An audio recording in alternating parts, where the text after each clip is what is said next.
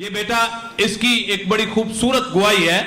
इसका भाई जो है उसका वीजा नहीं लग रहा था और ये बहुत परेशान था काफी दिनों से, ऑलमोस्ट 1 महीने से ये परेशानी के आलम में था और ये हर फ्राइडे आल्टर के सामने आकर आंसुओं के साथ खुद भी दुआ करता और पास्टर साहब से दुआ करवाता। और पास्टर साहब ने जब इसको अनाइंट किया मसा शुदा तेल से, तो इसकी जिंदगी में इसके भाई का वीजा जो बड़ा एक पहाड़ बना हुआ था यीशु के नाम से वो रिलीज हो गया है।